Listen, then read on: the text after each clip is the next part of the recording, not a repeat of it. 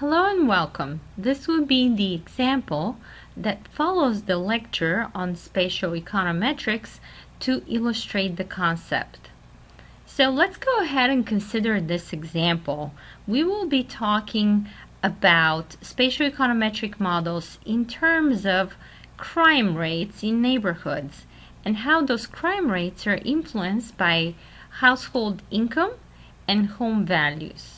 And for that purpose, we will use the data set coming from Luke Anselin in the city of Columbus, Ohio, in the U.S.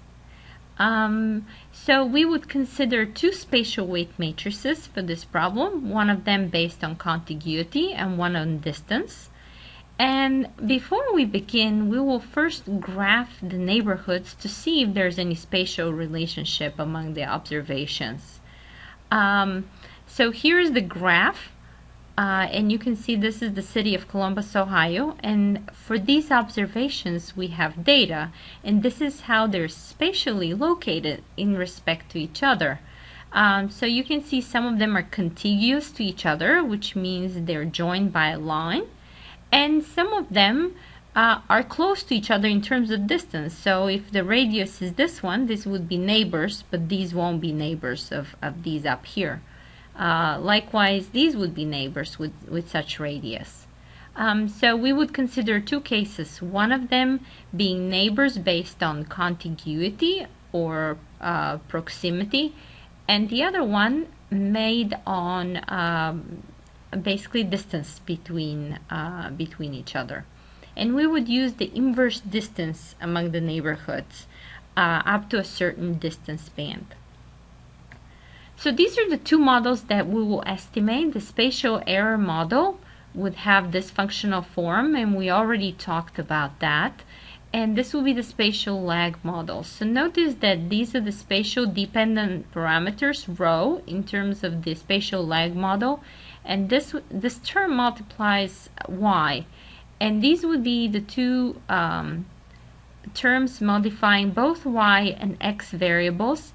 And the spatial parameter would be lambda in the spatial error model. Here y would be the crime rate and x would be the household income and home values. So once we use the programs that we will talk about, these are the results that we get.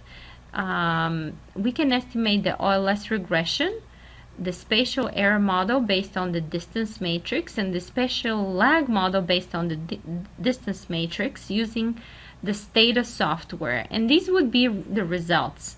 And I'm also going to use a spatial band of 10. Here's the table with the results. One thing to note is that the Stata results differ from the results using the R software.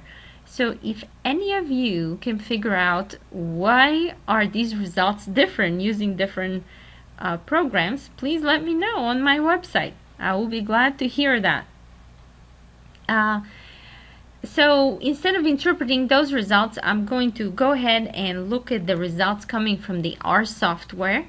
And there was a little bit more that we were able to estimate using the R software. We would have the OLS regression results, and then we would have the spatial error and lag model using the contiguity matrix, and then using the distance matrix for both of these models. And again, stars means significant results, and these are the spatial dependence parameters that we have estimated as well. So how do we interpret a table like that? We would say that neighborhoods with higher income and higher values would have lower crime rates because all of these coefficients here, as you can see, are negative and significant. So the way to interpret that is that $1,000 increase in household income, because that's how the variable is defined, is associated with 1.59% lower crime rate according to an OLS model, this value here. 0.99% for the spatial error and minus 1.07% for the spatial lag model. So basically 1 unit increase in X causes 1.59 units decrease in Y. That's how we interpret those results here. The coefficients on the spatial models, they explain only the relationship between the independent and dependent variables that are not explained by the spatial effects, because we already removed these. Another interesting thing to notice here is that the spatial coefficients, lambda and rho, they're significant based on the contiguity matrix, but they're not significant based on the distance matrix, so we don't have significant results here. And another thing that you need to interpret when you estimate spatial econometrics models is to talk about the Moran's I test statistics, which show that there are spatial dependencies because the p-value is less than 0.05. Final thing to look at is to look at the plot of the spatial dependence of the dependent variable. We would have here the y variable crime is on the horizontal axis, and the spatially lagged crime is on the vertical axis, which means that this is w times I, which means that this is the values of y as predicted by the neighbors. So we want to know how close these are to the actual values. If they were perfectly close, we would see them on the 45-degree line. Perfect prediction. However, they're not. For example, if I look at this point right here, we have that the actual value for the crime is, I'm looking this up, about like maybe 28 or something like that. And if predicted by the neighbors, that would be about 18 or something like that. So therefore, this is not a perfect prediction. But as you can see, it's pretty close. I mean, a lot of the points are lined up on, you know, they're kind of close to the 45-degree line. So we have relatively good explanatory power of these neighbors to explain the values of the dependent variable. Okay, so this is how you interpret the results.